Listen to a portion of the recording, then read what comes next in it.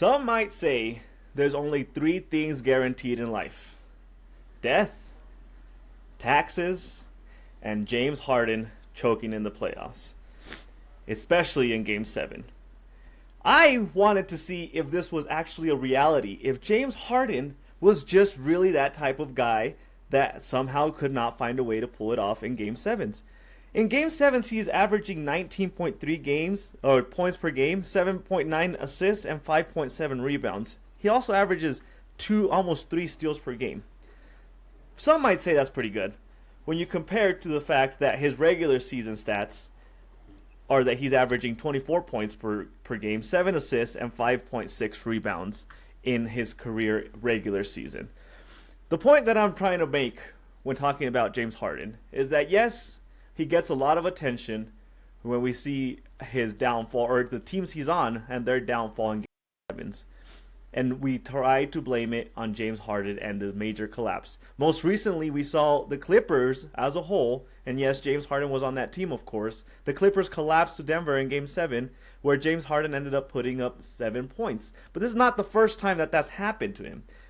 The reason that I'm bringing up his stats is because I wanted to see if it was actually an exhaustion factor for James Harden, if it was a moment too big for James Harden, or if it was simply the person that he was going to be, where regular season mattered and then postseason he just couldn't get it done. At the end of the day, what I found was that James Harden only has an 8% decline from his regular season stats, where he's averaging 24 points per game, to 19 points in the postseason. He's having an 8% fall off in his statistics, which is not the worst you could find. It's in line with Kobe and with Kobe's numbers. Some of the players that have obviously stood out in the playoffs are like the LeBron James. Kevin Durant has an amazing uptick in his percentage across the board when it comes to points per game in the playoffs. But I digress.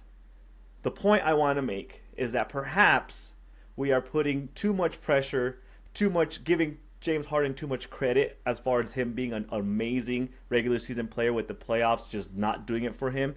And perhaps we should actually sit down and analyze that James Harden has actually been a pretty on par player. If it wasn't for miraculous games that he has had in regular seasons and some amazing games that he's had in the playoffs, he has been pretty typical with his gameplay. He has not shown me, and I might get some heat for this, he has not shown me that he can carry a team by himself to the promised land in the shape of winning a championship. The most success that he has had was when he has had a well-rounded team around him. Houston was one of the few small exceptions to that case, but even then we saw him choke plenty of times in that Houston uniform.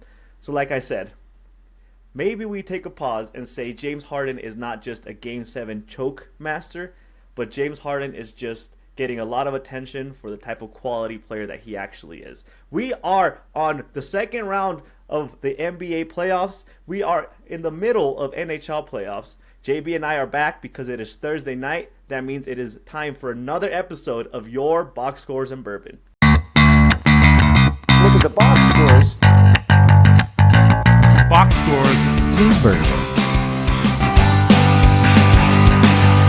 We check each other's box scores and scores online. Baseball, Box Scores.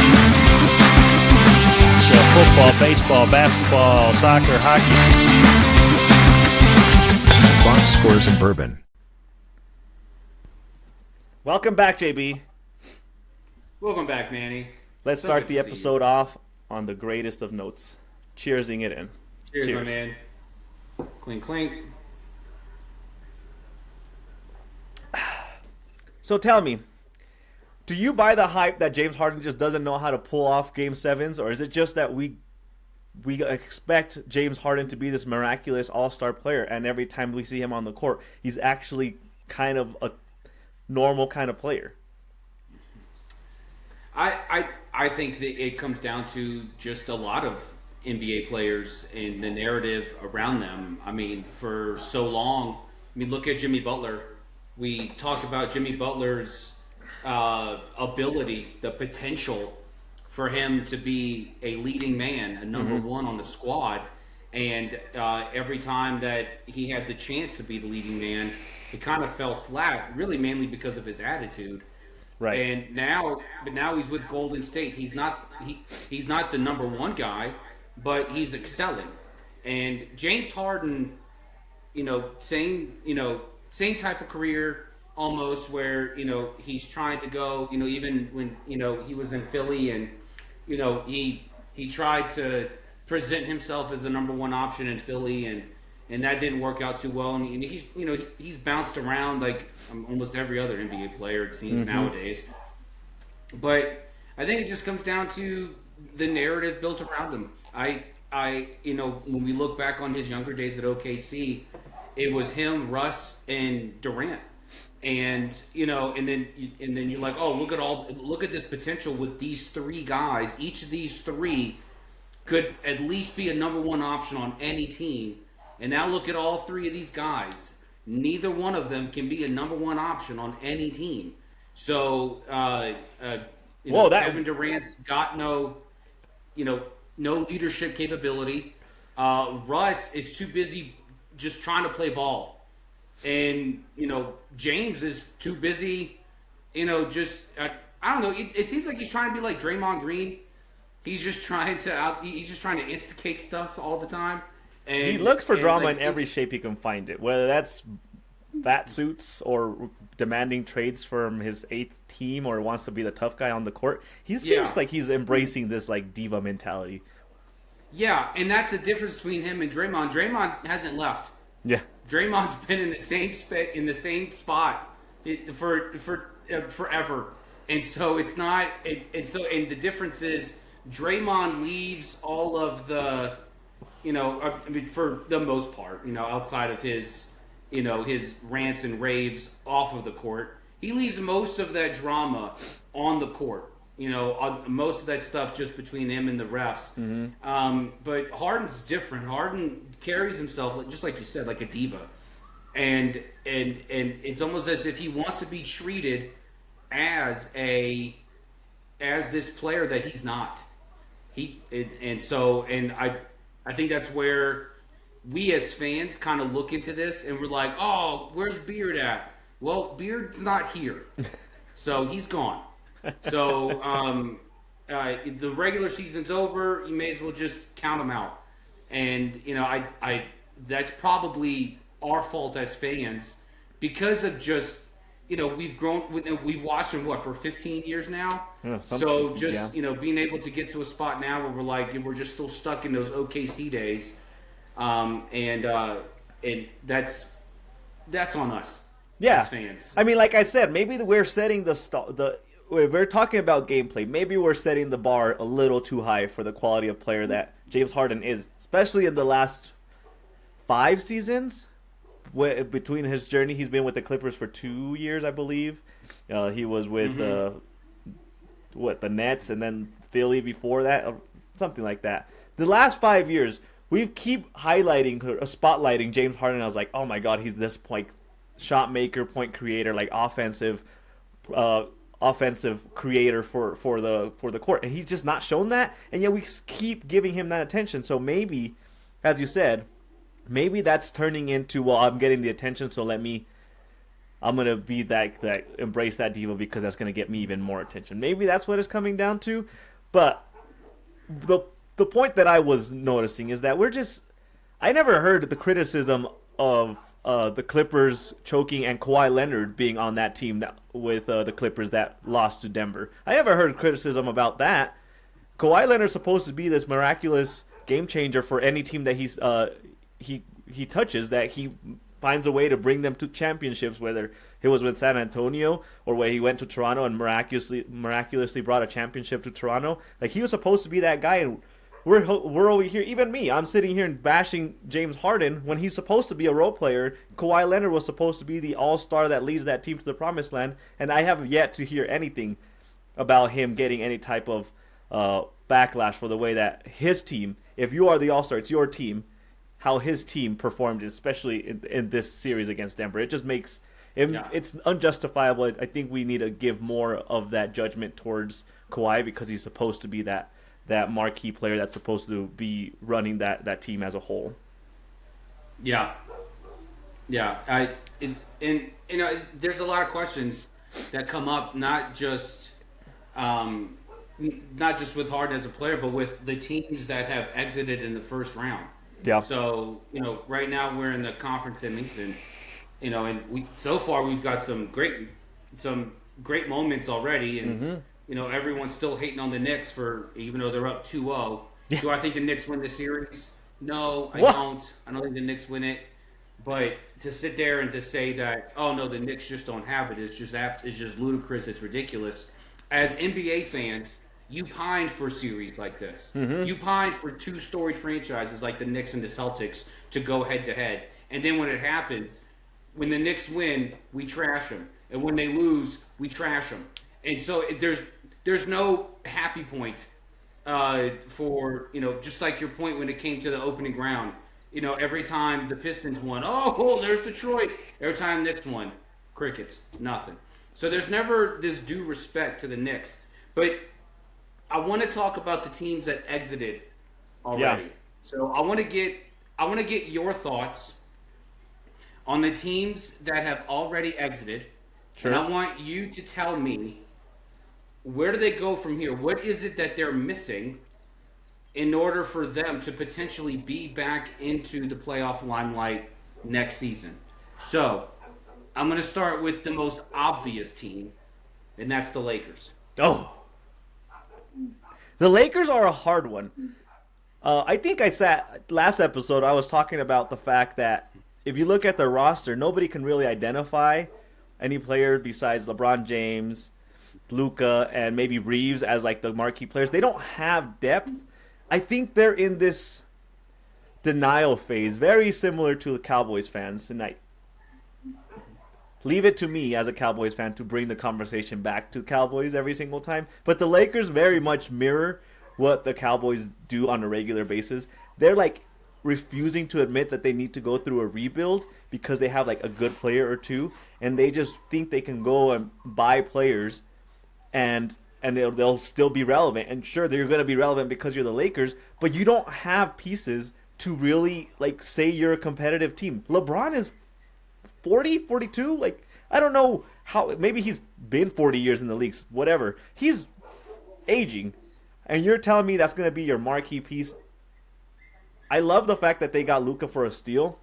I think this is the perfect opportunity for you to for the Lakers to tell LeBron, hey, you know what? Like, transition into the front office role. We need to rebuild around Luka. We need to get rid of all these pieces that we tried making work, and we're just going to start from scratch. And you can have your fingerprint all over it in a front office formatting, but I don't see the Lakers being like a couple pieces short from making a deep playoff run. The way that they got demolished by the Timberwolves, it was not something that you say that they only got demolished because they had like one or two players missing.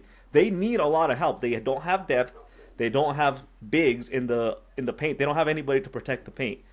If you're relying on LeBron and Luka for defense, you really only have LeBron for defense. Luka's never played defense, so you really have zero defensive presence on the Lakers roster, and you need that, and you need the depth factor as well, because LeBron James can't play 48 minutes every single game. It's just not feasible for that to happen. So I think the Lakers are closer to needing a rebuild than they are pieces from actually going into the playoffs.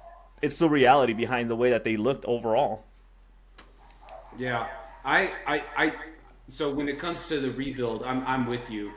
But doesn't it seem like we're in the same spot every offseason with the Lakers? Yeah. It seems like we're just doing this carousel of bringing in a new batch of LeBron's friends to come onto the court and, hey, let's make this work. You know, hey, you know, it worked in Miami.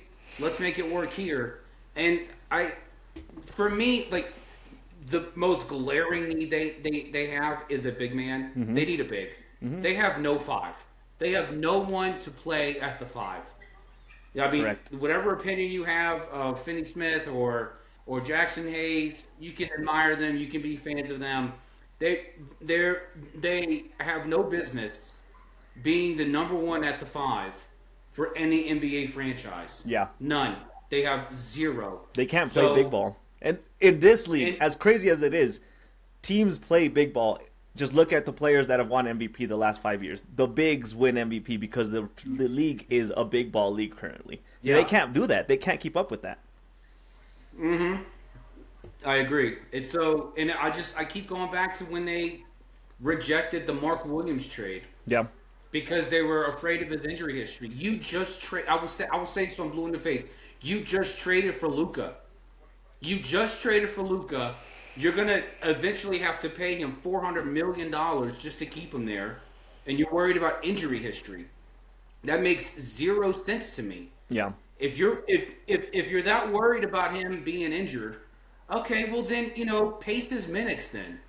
But bring him in. You didn't have anybody. You traded your big, and in order to bring Luka in, and then now you're just playing small ball. This isn't baseball. Okay, you can't just bunt down the third base line and then look, we got a layup. That's not how basketball works. So just being able to, it's the most glaring issue is to bring in a big. Okay, now I'm gonna go to Memphis. Okay, Memphis. Of course, got shut out by OKC. What does Memphis need? Is the issue Ja? Yeah. Is he the issue in Memphis? Yes. Memphis needs to get rid of their parasite. Ja is bringing only negative attention to Memphis. As much as they try to make a relevant team out of a small market team that they are, Ja continues to bring negative attention to a team that is trying to be relevant in the NBA. And they're not in a position where they can say, well, the Western Conference is too stacked. It doesn't matter what we do. We can't keep up. The Western Conference is competitive. Just, again, look at the rankings at the end of the regular season and realize the teams were jam-packed together with 1-2 games separating them because the Western Conference is competitive in the fact that everybody's very close to each other. They need to get rid of... I don't like what Ja has done. As good of a player as you can possibly say that Ja Morant is, he's just brings so much negativity, so much drama. He instigates drama on his own doing because he just wants to. The things that he's doing are not the type of things that you want a franchise to really build around, and you don't want that to be the image of your franchise. I don't care what they do on the court until they get rid of... I will die on this hill. Until they get rid of Ja because of the unprofessionalism and the negative culture that he brings to that locker room, they have no business trying to build a roster that's going to compete in the playoffs. It's that simple to me. Okay. Yeah. Yeah, this is a hole that Ja dug himself. I look, 2 years ago, this was like, oh, this is Ja being Ja. Now this is getting on the verge of is this another Kyrie situation? Is he just turning into this nut job that we thought Kyrie Irving was going to become, and then Kyrie end up just becoming this really sweet role player for Dallas? Yeah. I'm not necessarily going to go there, but it's such a distraction on the court when your star player has these antics off. And then even on the court, his interactions with fans. I mean, that's just it takes away from the game plan. It takes his other teammates out of the game. It's too much of a distraction. Yep. You talked about the Clippers already. Yeah. I don't know if you want to say any more about the Clips. The Clippers are old. They keep trying to do the Lakers way of bringing in established players, and their roster's old. I think they have one player that's younger than 30 years old, and I beat that horse dead until the limbs fall off. They're too old to be competitive, especially in the way that the league is running right now. The league is running in a systematic way where they don't necessarily have marquee players. They have systems, and the Clippers just don't have that. They don't have really anything to latch onto. They need to get rid of their old roster. Yeah, I'm with you on there. when I look at the Clip site, no, look, it's exciting for the Clippers to be where they are now instead of the perennial lovable losers of LA. Yeah. When for every year when you talked about basketball in LA, you knew you were talking about the Lakers. You weren't talking about the Clippers. The Clippers never did anything. The Clippers seem to find themselves in the playoffs perennially, which is a good thing, which is a big step up from, like I said, just even 10 years ago when they were the franchise was on the side of a milk carton. But it is too old. It's too old. It's too slow. I think they get wrapped up in this sense that, oh, we're also LA, so we can bring in stars too. No, what you need to do is just accept the fact that, one, you're the inferior LA team, and looking at the cliff that the Lakers may be on, you need to be able to start setting yourself up for success. So where maybe you can be the star in the Hollywood Walk of Fame. Yep. Compared to the Lakers, you can be the big man on campus in LA when you talk about NBA basketball. But they're not going to get there this way. No. You know what? The simplest way I'll put it with the LA teams, whichever team between the Lakers and the Clippers embraces the fact that they need to go through a rebuild first, whichever team starts that process first will be the one that's the most successful because they both need it. Yeah. Okay, so we go from the last Western Conference team. We go from a team that's really old to a team that's really young, Houston. What is Houston, in your opinion? What do they need in order for them to reach that next level? I'm actually excited about Houston because I'm excited for two players that I feel like they need to make the same trade offer for or try bringing in, and either one of them will be so good for that team. One, Kevin Durant with the Houston Rockets seems like it would make a lot of sense. Like you mentioned, Kevin Durant has not been really a vocal leader. The Houston Rockets have established this like organizational climate where it's not about a single player, it's about what you do on the court and you guys all work together. That seems like the perfect type of situation for Kevin Durant to step into as a play maker or the general on the court that leads an offense. And let's not forget Kevin Durant has pretty damn good defense and he can be that veteran presence on a young team as they find their way, similar to how OKC was finding their way last year. Houston is on that same doorstep. Bringing in Kevin Durant as the requirement of, just teach them how to lead on the court and play well without you necessarily having to be the voice for the franchise seems to be very well fitting for that. The other player that I feel like they should call about is Giannis. Giannis seems like he's on his way out from Milwaukee. I feel like if they brought Giannis into that team, they would instantly be favorites to make the conference championship. Giannis by himself has shown that he can carry a team to that level. Putting him in that type of environment where there's young players, where there's a lot of drive. Giannis has like a very young mentality. He still has a lot of energy. He's not an old player. He brings a lot of energy. He brings a lot of passion to the way he plays, and he's a great off-court leader. So depends on the type of leadership that Houston really wants to embrace, whether it's the silent leadership from Kevin Durant or the very vocal leadership from Giannis. Both of those players feel to me like they would fit so well with what Houston is building.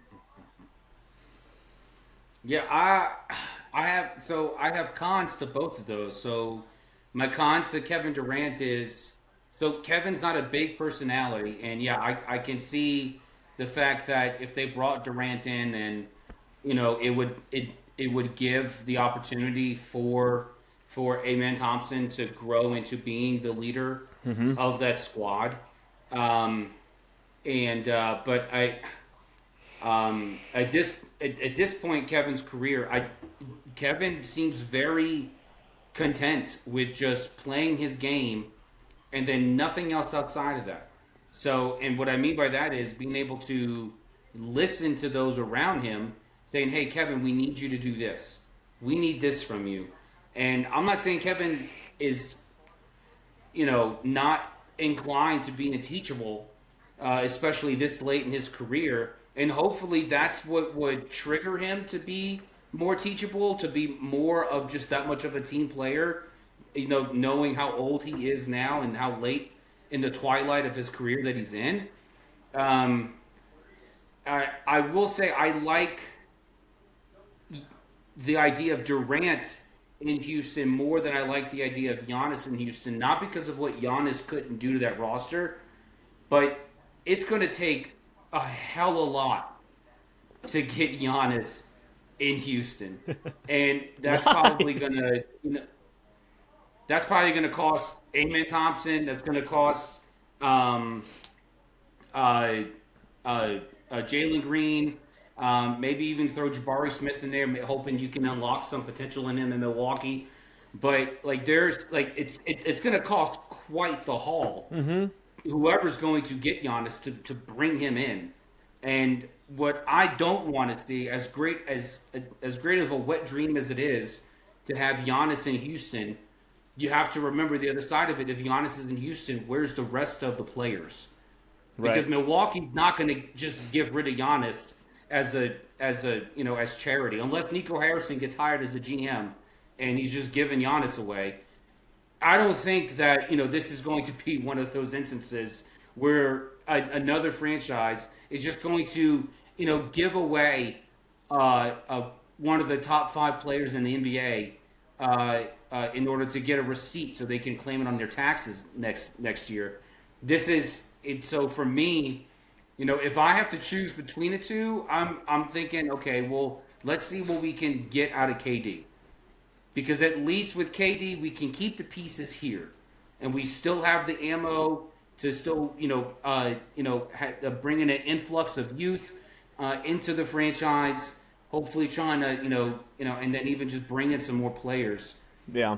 But I mean, like I said, Giannis in Houston sounds great, but here's the thing with Giannis. Amen to amen at that point. Here's the thing with Giannis and the Houston Rockets. So the luxury that the Houston Rockets have right now is that they've built that team through the draft. They haven't brought in expensive free agent players. They've actually through the last few years they got rid of a lot of their players to stock up on draft picks. I'm looking at their future draft picks. They have a whole lot of ones, a whole lot of twos for between 2026 and 2027. They have a few first round picks. You're telling me you can't tempt Milwaukee that's missing a lot of pieces with a couple of first rounders, a first rounder, a couple of second rounders to get rid of Giannis that doesn't want to be there and exchange Giannis or Milwaukee gets to rebuild through the draft? I mean, look, but okay, so I hear you, but look at the haul that the Pelicans brought in just for trading AD to LA. It was Ingram, it was Hart, it was the number 1 pick, which ended up being Zion Williamson. There were so many, and where AD was in his career, then Giannis is just levels above it. Yeah, levels above it. So it's not as if Milwaukee won't be tempted with picks, but Milwaukee's going to want to bring in some young pieces too. And I'm just and unless Houston wants to mortgage, Houston's going to have to mortgage the future one way or the other. Mm-hmm. They're going to have to get rid of Thompson and Green. And then also, at the very least on the player side.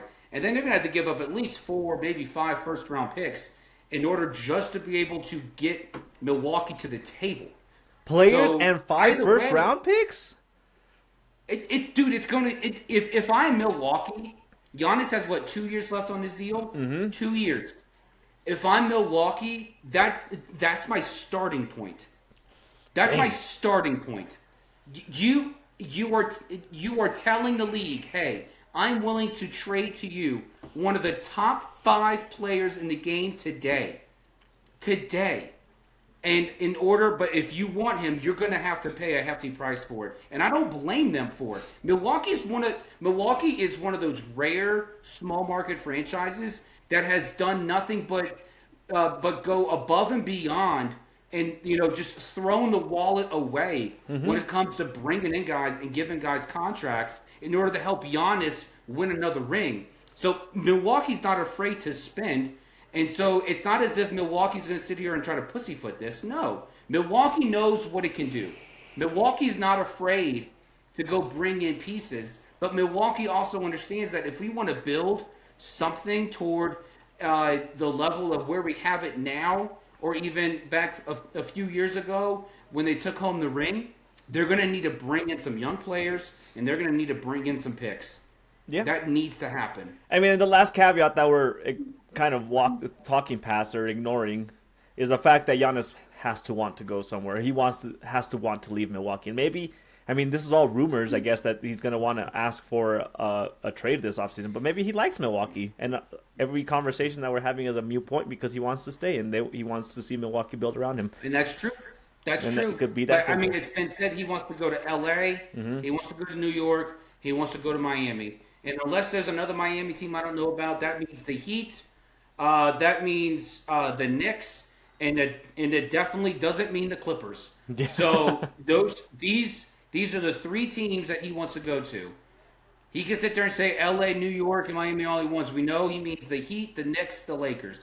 That's it. Maybe he wants to play with Kawhi. Maybe you're not giving the Clippers enough credit. He wants to play with Kawhi. Maybe he does, but we just talked about the Clips being too old. Yeah. Why would Giannis want to go from a team that's too old to a team that's too old? Because you know all the players leaving the Clips are going to be the young guys. Yeah. Yeah. I mean, the only thing I could say is if he wanted to, for some reason, go to the Clippers, is because he trusts the fact that between him and Kawhi, they can do miraculous things and carry that team, because that's about all they're going to have. Yeah. And I'm not saying, to your point, I mean, the Lakers are also old, but it's the Lakers. Yeah. And maybe he wants to play. It's the purple and gold. Maybe he'll want to play with those players. Who knows? So, next. Okay. Let's do, so we just talked about Giannis. Let's shift over to Milwaukee. I don't know. And I think we know the answer there. Milwaukee needs to trade Giannis. Yeah. The end. It feels like that's the path that they need to go down. They got their championship with him. They tried the Damian Lillard experiment with him. It's just, I'm not, from what we're seeing, Damian Lillard is out next year. Like, they don't really have depth. I think, again, those first round exit teams are closer to rebuilds than they are to competing for a championship. They might just need a rebuild and get rid of Giannis and just try figuring out a different way forward.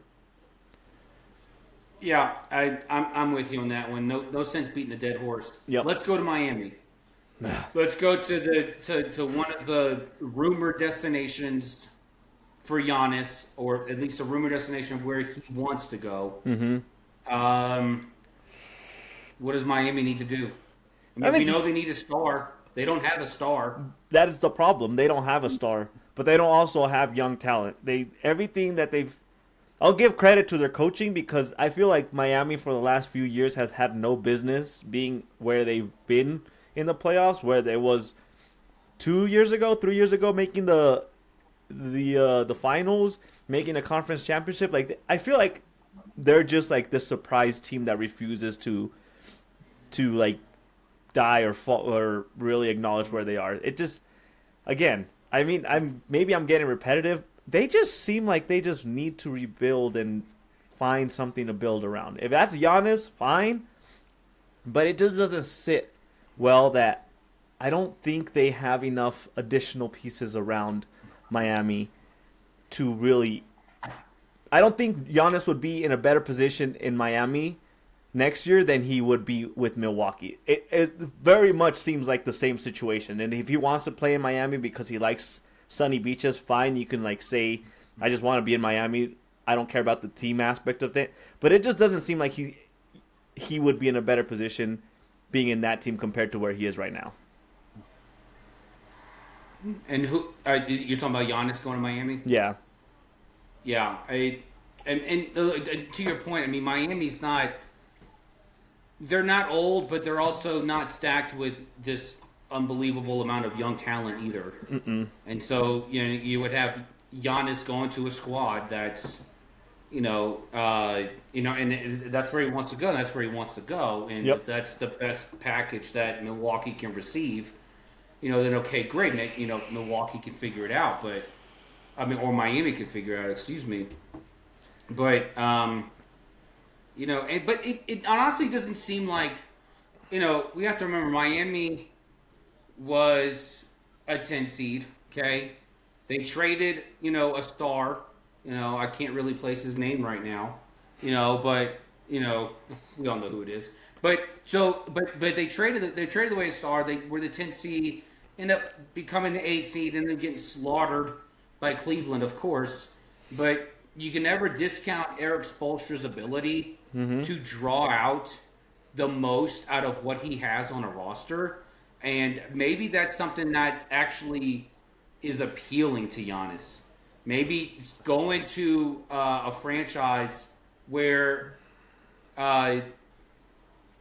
you look at, so if you look at the Heat, you look at the Knicks, you look at the Lakers, the level of stability is rated very high in Miami. It's starting to look on the up and up with New York if Tommy T stays there on the sidelines. And then LeBron is always going to hold the strings when it comes to who's going to coach that team, and who knows how long LeBron's going to play. Now, the appeal for the Lakers is you may want to play with LeBron. I don't know. But it could be the fact that, hey, Spoelstra's been there, 15 years now? He is officially now the longest tenured head coach in the NBA now that Pop is retired. Yep. So this is an opportunity for him to go somewhere where there is stability. And he knows that there's not going to be a revolving door of coaches because Spoelstra's not going anywhere. He's not. Right. So that might be that might be the appeal to him.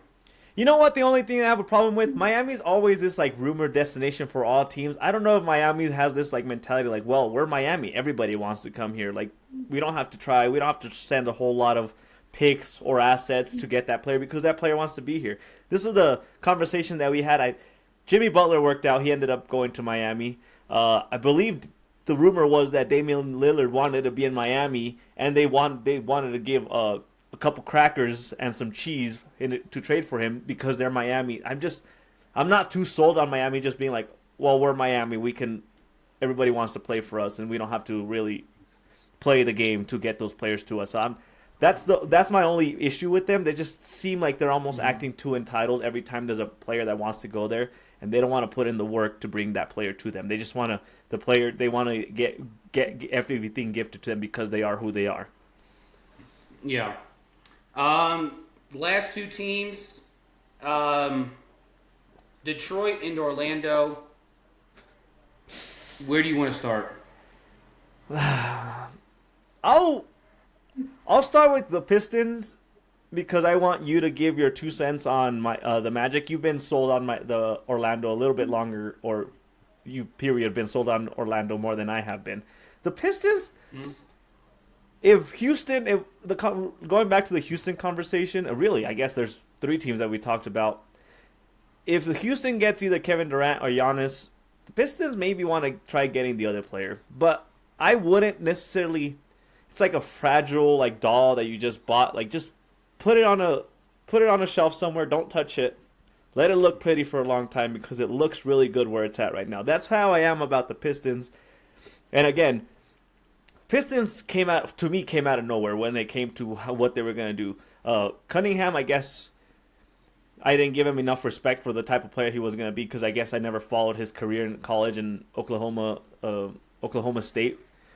They seem like they have a whole lot of good young pieces, and they just need to let those pieces figure out how to work together. If you really wanted a veteran piece, something like Giannis would work really well with them, but I feel like it would be better off if they didn't get any of those players because they should figure out what that team is going to look like, how that team is going to mesh before trying to add all these external sources to kind of like quick trigger the build. You don't want to move too fast and think that you're like right on the doorstep and then kind of blow things up and get rid of pieces going to the point that you've made about Houston that they would have to salvage their future in one way or another. I don't think you want, if you're the Pistons, I don't think you want to take that same path and give up your future just to kind of quick start your team's rebuild. I think you just want to leave it as is. Let those guys figure out how they're going to play together. They looked really well this year. They looked really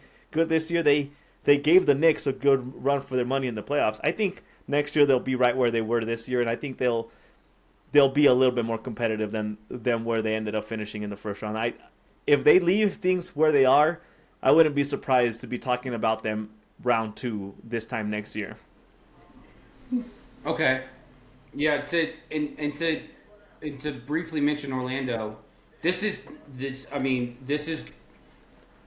I think we all thought, if you follow NBA basketball, you thought year 3 for Paolo Banchero was going to be the year he just exploded onto the scene. And he took a lot more shots than he had, in the previous 2 seasons, but his scoring efficiency was really low. He was 46% from the field, 73% from the free throw line. This is not,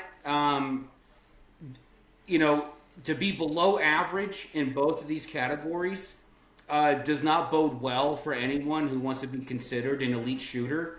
But Orlando's path to, continued success, because I'm very pleased with how Orlando has slowly started to build back up again. They're no longer the laughingstock of the NBA, much like Detroit.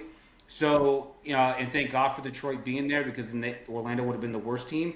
But, it's one of those where Paolo goes, Orlando's going to follow.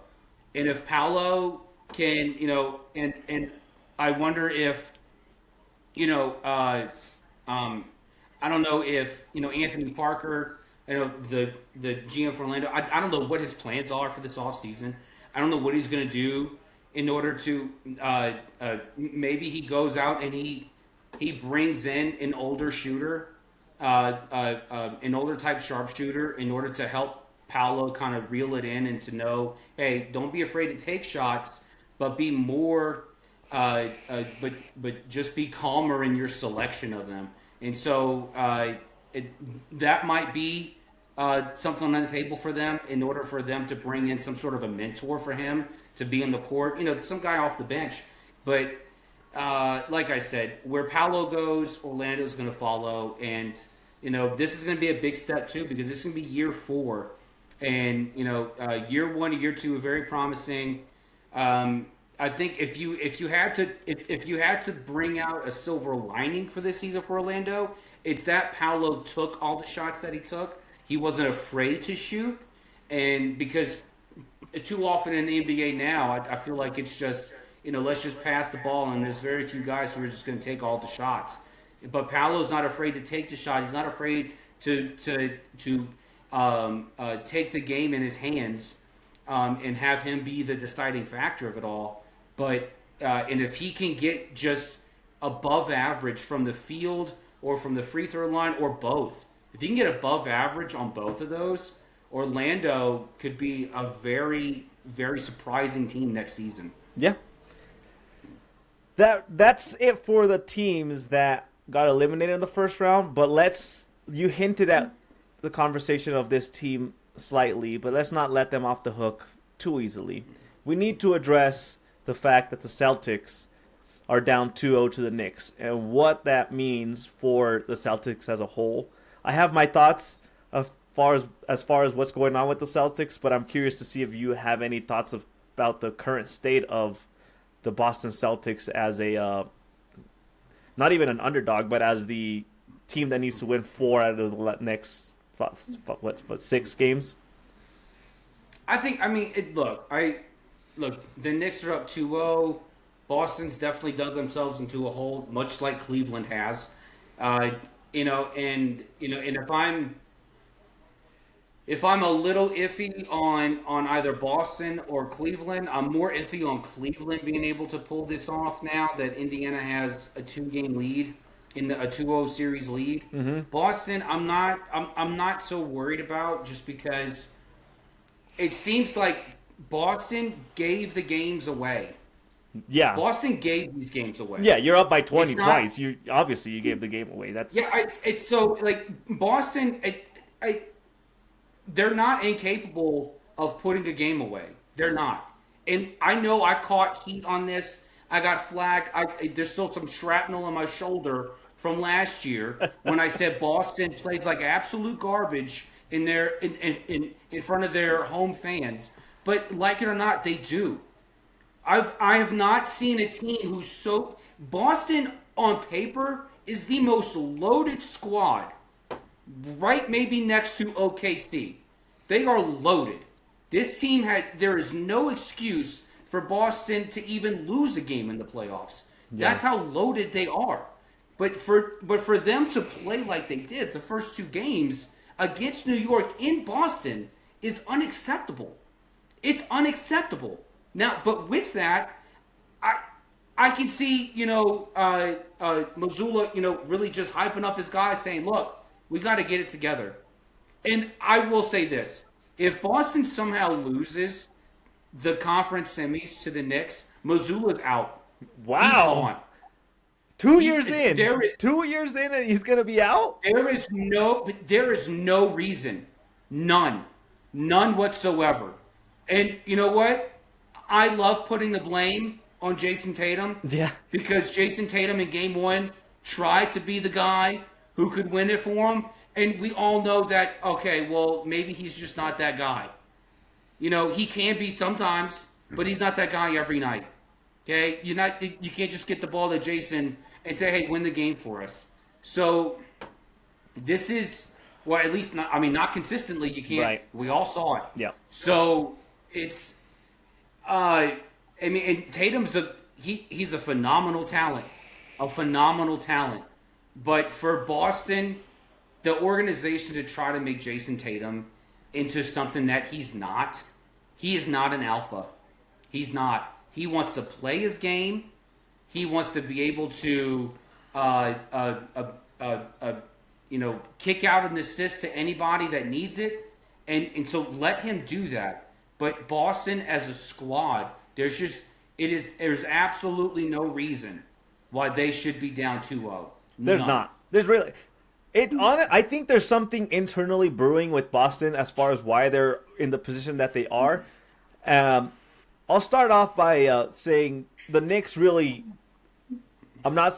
It's surprising though that they came back from 20 down to win both of those games, but the Knicks have really been building their team to beat Boston, so it's not that surprising that it's happening.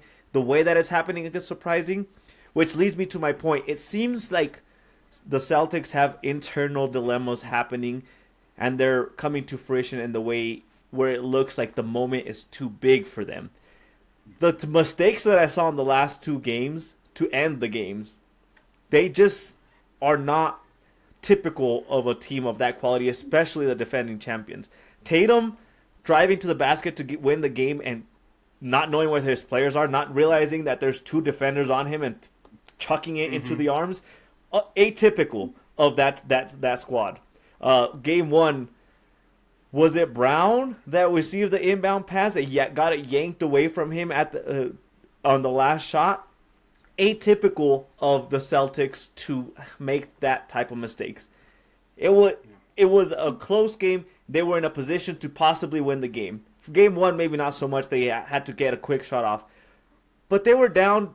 They were up 20 points, third, fourth quarters in both of those games, and they just seem to collapse. Whether that's because they're like taking their foot off the pedal, and they're just thinking they're good to go, and holy crap, like they're actually making a run. We're not that quick triggered to get back into the groove. That's one conversation to be had. On the other side, maybe it's just that the moment is too big because of everything else that's happening with the Celtics. You're the defending champions. The conversation already happened since last year that your roster was very expensive. Your team just got sold. There's new ownership in town. It might be the case where that ownership says that this roster is way too expensive. I don't want to be paying all these players, especially when I'm looking across the board. Houston has young players that they've built around a system instead of paying big players. OKC as a number one seed, they've built a system instead of building around players. Maybe the ownership is going to want to do that, and maybe the weight of everything that they're seeing in the future is weighing to them, to add onto the fact that you're the defending champions and you're supposed to be like this marquee team, and you failed number one by securing the number one seed. and you're failing by closing out teams when you have your foot on their necks. Like maybe all this pressure is getting to them and it's coming to fruition in the way of mistakes that you just don't expect the Celtics to be making. I don't expect. I'm not a Celtics fan. I'm not a Knicks fan. But at the end of the day, I don't expect the Celtics to be making the type of mistakes that they're making. And the Knicks are just taking advantage of it. And they have, like I said, they've built a team to specifically beat the Celtics. And it's coming all together really well. And earlier on, you mentioned how you still think that the Celtics should win this series. The Knicks stealing two at the Celtics house, going back to their home, to Madison Square Garden, being up 2-0, where you have the opportunity to go up 4 to win at home on a sweep. Like ultimately, your goal is to win your home games, and you have the perfect opportunity to do that if you're the Knicks.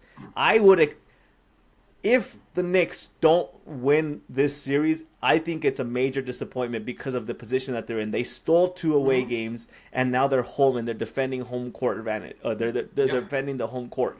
At the same time, I've seen this story before. I think Phoenix and Milwaukee, where Milwaukee went back home, being down 2-0. They won 4 in a row. They ended up winning the championship with Giannis against Phoenix that looked dominant during that period. Nothing is impossible, but just the way that the cards have lined up where they stole 2 of the away games and now they're at home, it just seems like there would be no excuse for the Knicks to not win this series. And maybe not win both of their home games because I'm not expecting the Celtics to roll over. But if you split with them, you still have a great chance to make the conference final. I think they should have the expectation should be there's no reason for us to lose this series. That's the one thing that you mentioned earlier on that I'm like, I don't necessarily agree with that because with the position, the way that you've put yourself in, the expectation is you're going to win this series. In my opinion, it's the reality of the situation. My expectation, given just how both of these teams are constructed, is that Boston still should win this series. Now, but I'm not, and I'm also not a Knick hater. I'm not. I love the Knicks. My favorite coach in the NBA is Tom Thibodeau. I love Tibbs. Yep. He is amazing, and I'm so excited that the Knicks decided to keep him on courtside. But I also don't see a world where the Knicks don't win this series. Mm-hmm. I give all credit to not only did Boston blow those leads, New York also stayed in the game. And the reason why I love Tom Thibodeau is he coaches with a way of just complete physicality, complete and utter physicality. And he was trashed last postseason for playing his players the whole game. Oh no, you're playing a basketball player 48 minutes a night, and he's gonna have 3 nights off. Oh no, oh my heart. Oh no, that's ridiculous. He's a grown man who train to play the game they love. Why wouldn't they want to play the whole game? What kind of an athlete are you? What kind of a competitor are you? If you're going to sit there and say, oh, I only want to play 20 minutes. What are you, Anthony Richardson? You want to play the whole game. So, and Thibodeau, his philosophy is centered around physicality. Mm-hmm. And I will say this. If Mikal Bridges can continue to play at the physical level he's played thus far, New York will win this series. Mm-hmm. But in Boston, look, I'm not downgrading at all the whole Boston dug themselves. I'm looking at the rosters themselves. Boston is way too loaded, way too talented to just roll over and to even lose this series in 5 games. Hell, even in 6 games. It's too loaded. And maybe it is the curse of the champion. Maybe it's just because they're the defending champs, and we all talk about the curse, okay? It happens. But it shouldn't happen this way. It shouldn't happen this way where you have these leads in the first 2 games of the series at home and you blow it. Yeah. It is inexcusable. Agreed. But that part's agreed. But I also I live in reality. I can see a way New York wins this series. I think it would be great if New York won this series. I think it would be fantastic for the NBA if the Knicks went to the finals. I think that would be something special. I think the NBA needs a team like the Knicks in the finals. Yeah. You need that nostalgia. You need the history. You need the sentimentality of just what it was like in the 80s, in the 90s. Like, you need the Knicks in the finals. Yep. You need them there. Yeah. And so I wouldn't be surprised one bit if they won, but I think it's, even though they're up 2-0, I think the ball is still in New York's court to respond precisely as they've responded the first 2 games. Sure. You're going to go back to MSG. You better still respond with the same level of physicality. Show Boston what it means to feed on the home crowd, because Boston needs to learn that lesson. They don't understand what it means to feed off the home crowd, obviously. So show Boston what it means to feed off the home crowd. Yep, agreed. As far as to wrap up the bashing of the Celtics, as far as needs for the NBA, the last thing that needs to be added to that is that the NBA needs the finals to have 3 or 4 games in Madison Square Garden. That by itself is a great.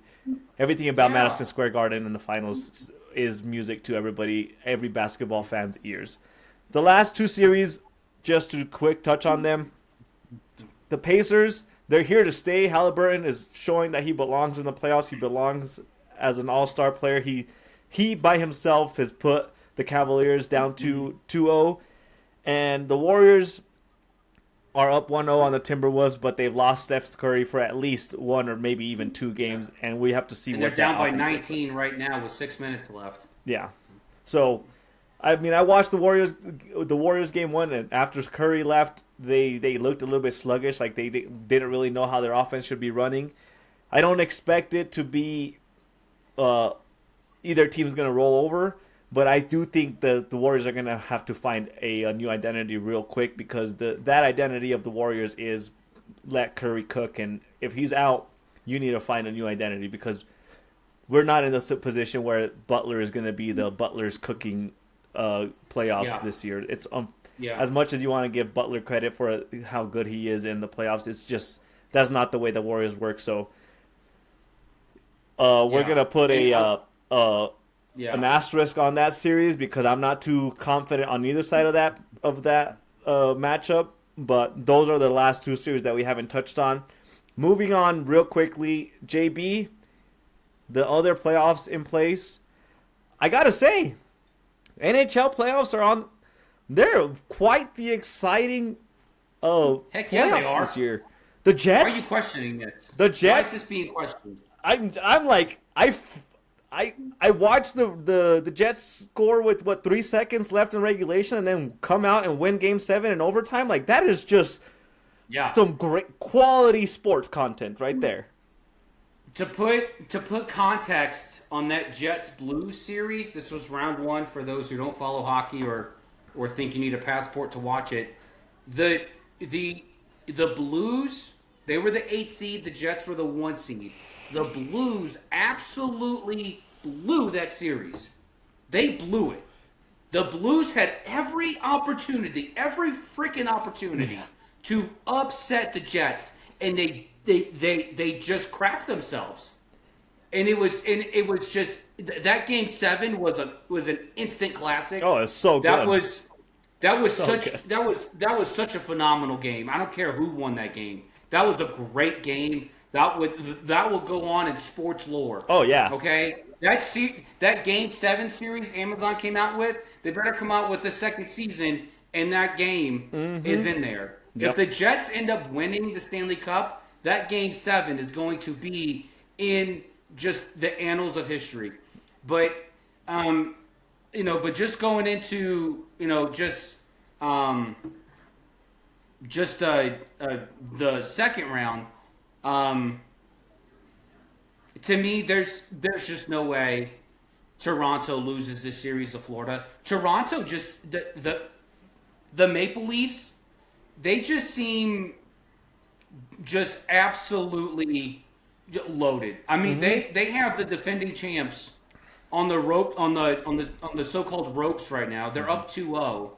And the way Toronto's playing, I don't see them losing. I just don't. They are hands down the most dominant team in the Stanley Cup playoffs right now. Are And there's you just you no stamping stopping it, them. And JB? Are you stamping Huh? Canada gets the NHL Stanley Cup this year? I am a red-blooded American, and Hank know, Hill yes, you are. would beat me down for sitting here rooting for Canada. Might take your citizenship away. But damn it, Canada needs to bring the Stanley Cup home. They need to do it. If it's It not needs this to year- happen. Let's put it this way: if it's not this year, when?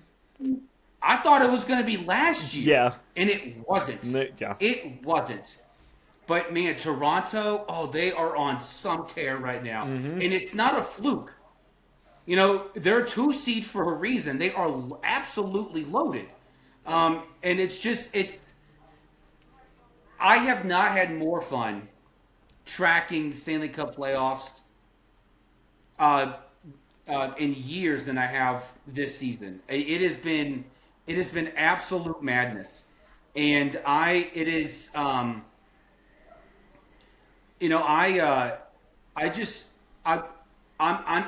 am pulling for more of just that game 7 between Winnipeg and St. Louis. I'm pulling for more of that, and honestly, I think we're gonna get it. Yeah. I think all the focus is on the NBA playoffs, but when you're watching a sport where the players are playing not just because they love the game, but they're playing for their fans. They're playing for not just the Stanley Cup also, but they're also playing for their home countries at the same time. Mm-hmm. There is so much pride in the Stanley Cup playoffs that it is so much fun to watch. Oh yeah. And I get people like, it's too long, it's 60 minutes long, and there's no halves, there's 2 intermissions. It's a Charlton Heston movie. Like I don't want to hear, all you sad sacks out there talking about how hockey's not fun to watch, how it's not a sport. We were all in middle school as young men. We all loved the dream of being able to get into a fist fight. You get to watch fist fights every night. Mm-hmm. Every night you watch a fist fight, and it's glorious. It's awesome. Yep. So I don't want to hear at all these people like, it's too long, it's too boring. Yep. Because if you say that, you're not watching it. Yeah. You're just looking at the scoreboard. To watch it. And if I can give anyone out there, if I can plead to anyone to watch the Stanley Cup playoffs, I will give you one series to watch, and that is Toronto and Florida. Watch the Panthers and the Maple Leafs. Watch this series. Watch this series and tell me that you can't be romantic about hockey. Okay? Just watch it. Because it's not only a series that's on the line, it is also Canada with yet another opportunity to bring the Stanley Cup back to Canada. And you can be as American as you want to, but this is a Canadian sport, okay? We have to manufacture ice here in order to play. It's not snowing in Florida, all right? It doesn't snow there. You know where it does snow? Toronto, Vancouver, Montreal, okay? It snows there all the time. It's probably snowing there right now, okay? Just watch the Maple Leafs, watch the Panther series, watch Nylander just go absolutely off on Bobrovsky. If you don't understand what I'm talking about, Bobrovsky is the Panthers' goal. So there you go, okay? There's your little hint. But just, it's a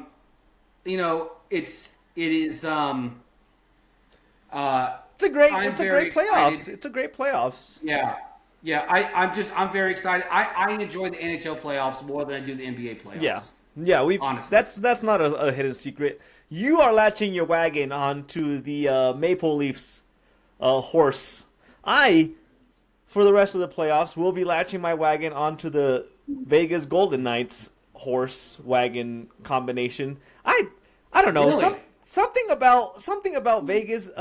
Since they were an established franchise and they made this miraculous run into the finals, that like if they would have won the finals to this day, I believe there'd be a magical documentary about their incredible like misfits of players that won the finals.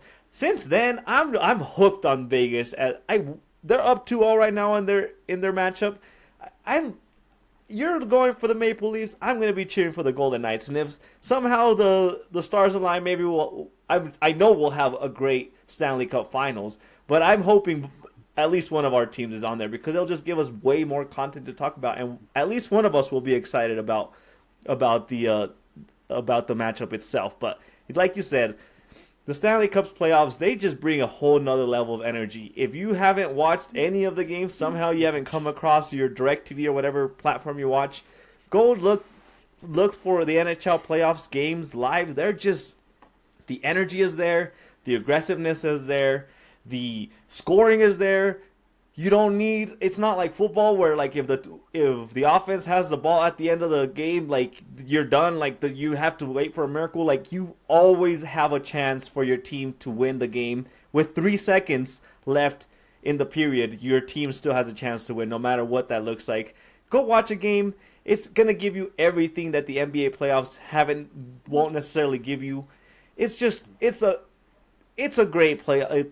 The Stanley Cup pursuit for the Stanley Cup is just an awesome time to be watching sports. They bring so much excitement to these sports entertainment. I love it. I really do love it, JB. Yeah, no, it's great. And just for those of you tracking at home, we are in the conference semis. Mm-hmm. There are 8 teams left. 3 of them are from Canada. Yeah. So Edmonton, Winnipeg, Toronto. All right? Just watch these series and just imagine the pride that you would have playing, not just for your own sake, but from where you come from. Mm-hmm. And it's just the NHL, unlike the NBA, and PK Subban said it all.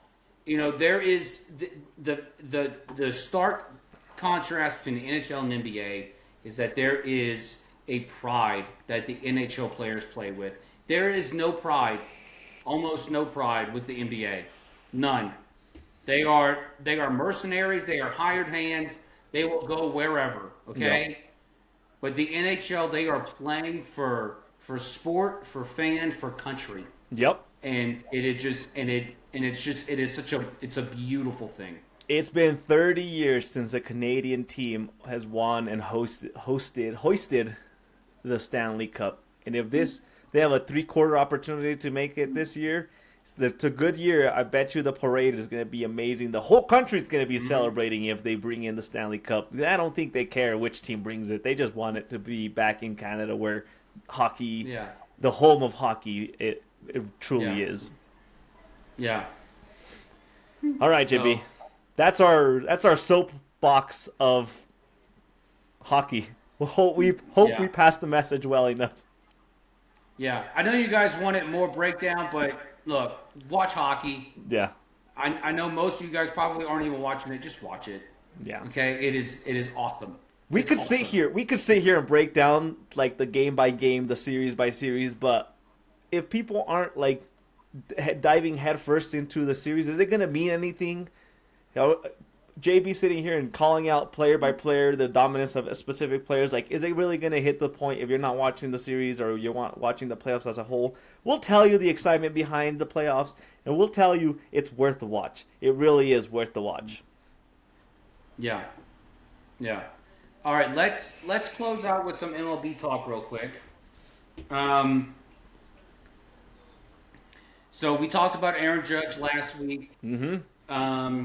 Newsflash. There's no newsflash. He's still on a tear. He's still really good. Doing Aaron Judge things. Yeah. And it is absolutely he's batting 400, and it's not like he's batting 400 over the last week. He's batting 400 30-something games into the season. Like this is unreal.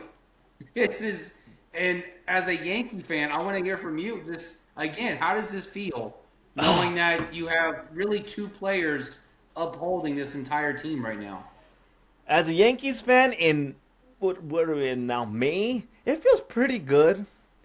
I'll tread the cautious waters as I get excited about the Yankees. Aaron Judge is always gonna do Aaron Judge things. My standard, my expectation for Aaron Judge is not what are you gonna do in the regular season, because you've shown me time and time again that you are so damn good at regular season baseball. I want to see what you do in September, October baseball if you're in the October Classic. Like the Yankees have recently found a really great way to win games. Who are they playing recently? The Padres. They scored. Padres. They scored 10 runs or in the seventh inning. Like, that's the type of stuff that just gives me hope for what's to come. Again, like I said, I'll tread the cautious waters. The Yankees have a little bit of something that I'm going to be cautious of when it comes to their defense, their offense, Aaron Judge. I'm glad that here's the way that I'll put it. I'm glad that the Yankees are proving that Juan Soto leaving was not the demise of their offense. All their players have stepped up, and it's proven that it was not it's Juan Soto or nothing situation for that offense. They're playing so well offensively. I want to see this carry through the peak of the season, go through the All-Star break, and really carry that into September, October with the playoff push. Max Fried, we touched on this last week, so I'm not gonna harp on it too much. Max Fried is, as you said, everything that he was advertised to be. I think he has a 1.01 ERA in 7 games that he's gotten the start for. Like, he is great. Garrett Cole, like the fact that Garrett Cole's out of the lineup broke my heart, because I know that would have been an amazing pitching 1-2 punch. He's holding his own on the pitching stance. All I'm waiting for is to see that defensive side of the Yankees ball to really like round themselves out and be well dominant on both sides of the ball. If the defense can figure out what they're doing, and not that they're awful, like they're not playing awful baseball, but there's still something missing. If they can bring it up to the level of what that offense looks like, man, I'm calling it now. A Dodgers-Yankees rematch in the World Series looks kind of tasty. And again, this is May. Yeah. May 8th. I'm saying Dodgers-Yankees World Series is going to look very tasty if that's what happens. Yeah. So we're talking about Aaron Judge and how phenomenal he has been to the start of this season, and he honestly could eclipse that 60 homer season that he had a few years ago, and this is going to be I think it's going to be a very special season for Aaron Judge. I think Aaron Judge is proving that it doesn't matter who's hitting in front or behind him. He's going to demolish you. Yeah. And the saddest part about it is that Aaron Judge is 33. If he hadn't lost those 4 or 5 years because of injury, imagine where he would be right now. Yeah. But I want to talk about kind of just 5 player/team storylines right now. So we talk about Aaron Judge, how great he is. We forget, I think most people forget, that Shohei Ohtani is still a human being on this planet. I don't think anybody forgets. He's still producing at an exorbitant level. This dude is on pace for a 50-50 season. He's on pace for it. He's got 10 homers and 10 stolen bases. Caveat, casually on pace for it. It's not like it's getting a whole lot of attention. It's just he's already done it, and he's on his way to do it again. Yeah. He's on his way to do it again, and like no one's talking about it. Yep. No, because Aaron Judge is swallowing all the conversation, which makes sense. Yeah. But Shohei is on a roll. Yep. Corbin Carroll for the Diamondbacks, he's on pace for 30-50. Mm-hmm. And Corbin Carroll, and this is great for baseball.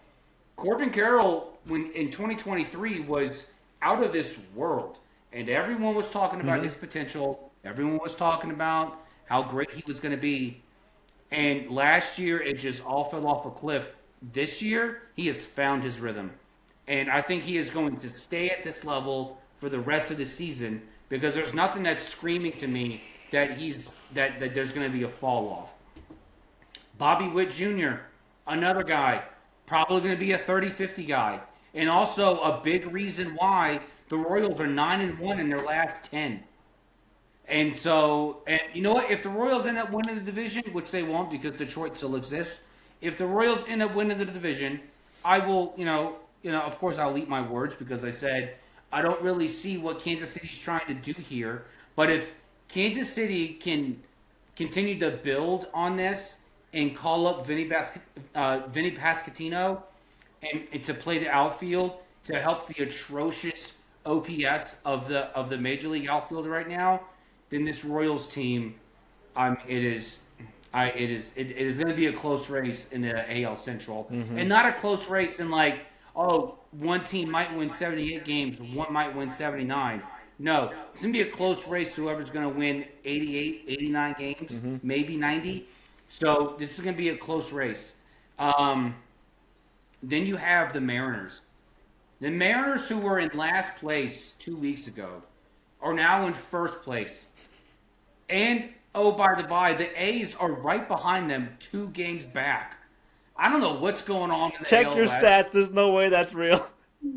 Check it. It's real. The A's are 2 games back of the Mariners in the AL West right now. And it's not totally due to Houston and the Rangers being so bad. It's due to the A's actually playing competitive baseball. Yeah. And so it's incredible. We're almost at the middle of May. The A's still have a winning record. So I didn't see this coming. This wasn't on my bingo card. No. But the Mariners, man, this is for years. We have talked about how great the pitching was for Seattle and how subpar the offense was. It is not that way this year. The offense for Seattle is absolutely on fire. Julio Rodriguez, who everyone is still down on because he's not hitting for a high average, he's still producing power-wise at the plate. I mean, he's not holding them back when it comes to the slugging percentage. And if Julio's hitting 228 right now, wait until he gets into his rhythm. Wait till that happens. Because right now, you have Julio Rodriguez, who is contributing. You have J.P. Crawford, who is hitting above his normal levels. You have Randy Arozarena, who's hitting at a postseason level. So, and then the biggest surprise, maybe not to all, and it's not a surprise to me because I've seen this guy play for years, but Cal Raleigh, the big dumper, he's tied with Aaron Judge for the home run lead. He's tied. This is a catcher who perennially hits 200. He's tied with Aaron Judge. Oh, gosh. We are in the freaking... the worlds are upside down if the A's are in second place and the catcher is lined up with Aaron Judge for the home run lead. Yeah. And then my last take on this is Atlanta. Atlanta is 5.5 back of first place. They're coming They back. are slowly but surely creeping back up. I have said it until I'm blue in the face.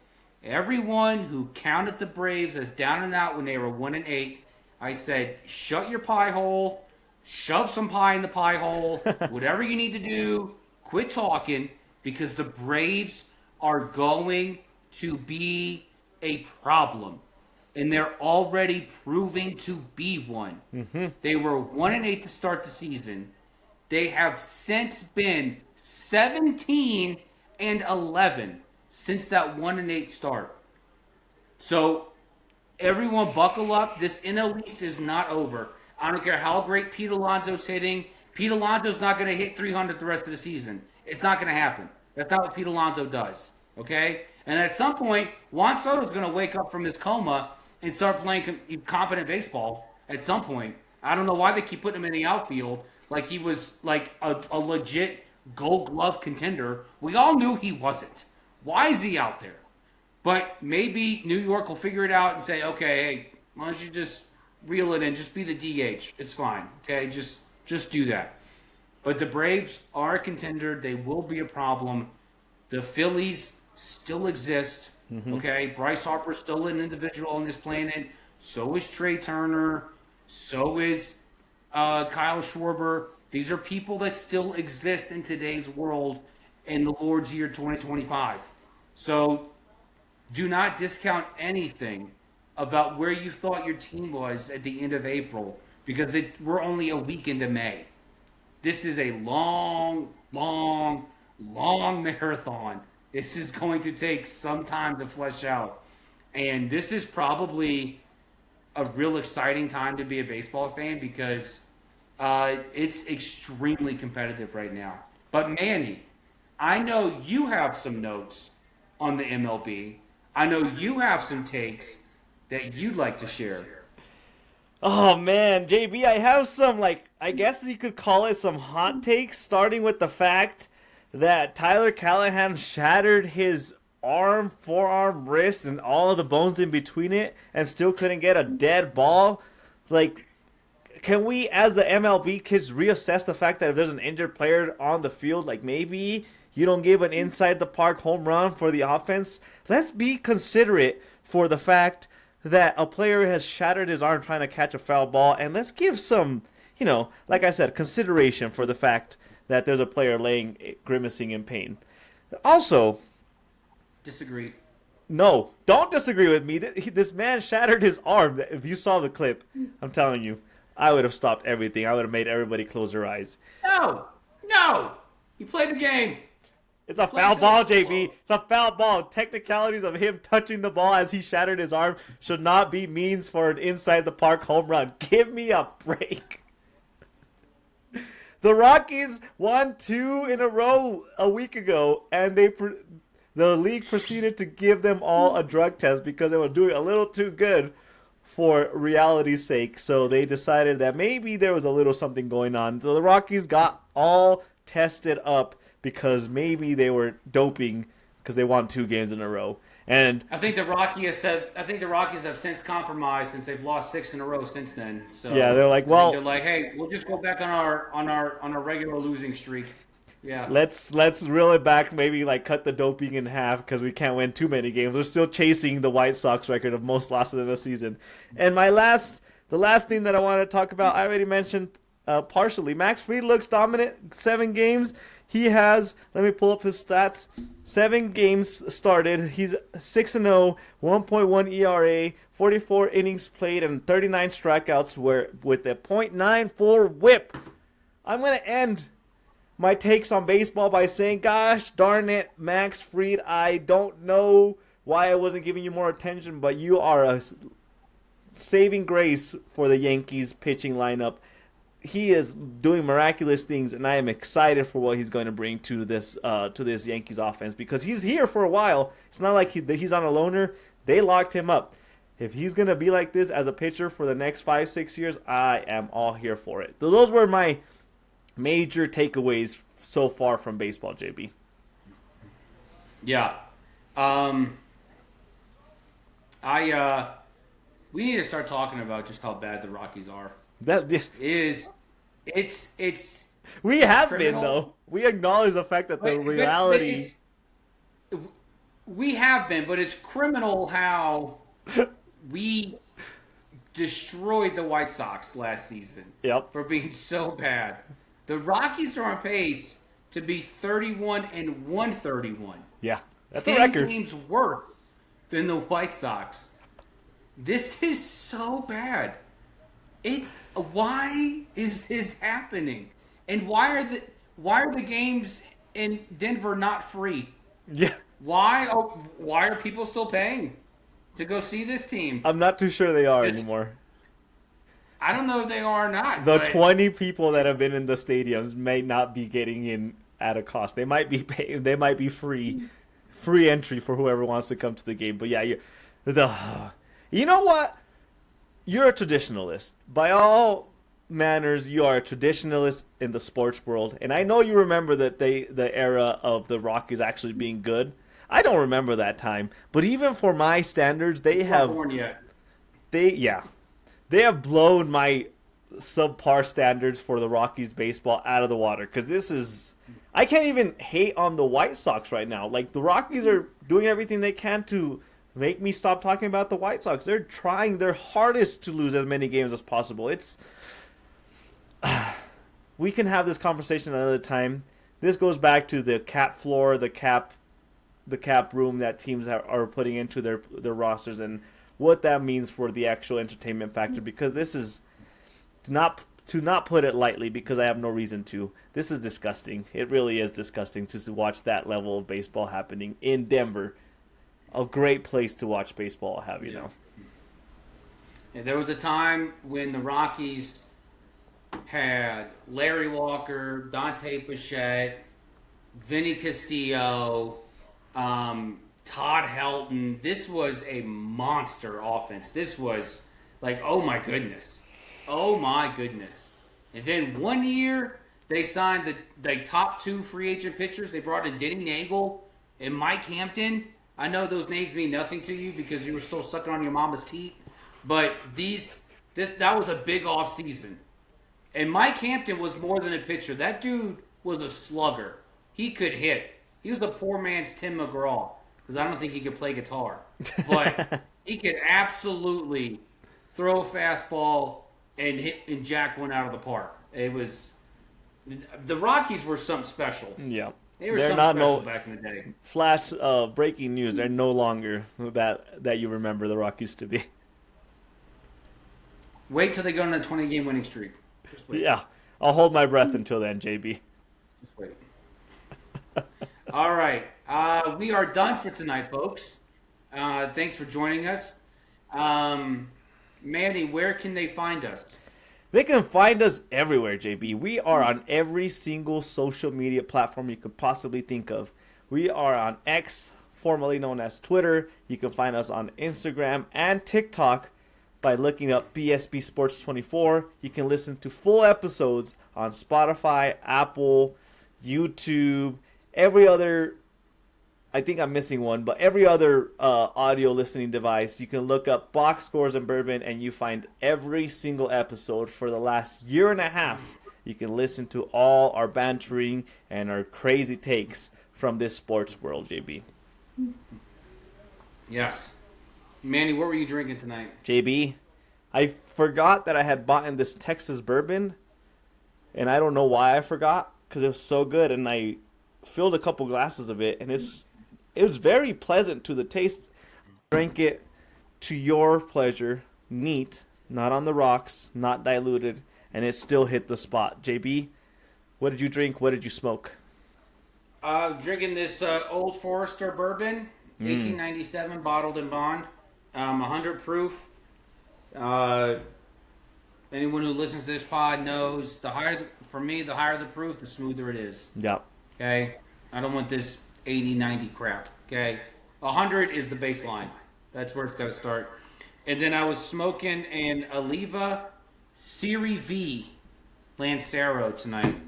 I'm a big fan of Lanceros. I'm usually a big Robusto guy, one with a big gauge. But I also enjoy a good Lancero from time to time. All right, Manny. All right. Well, until next time, everyone, cheers to the fact that JB has a Chicago sports fan pope. We will see you next week. We will see you next week. Chicago produced the first American pope before the Bears produced a 4,000-yard quarterback. They sure did. Boom. Congratulations. Congratulations to Chicago. They have something to cheer for. Cheers, everyone. We'll see you next week. Stay thirsty.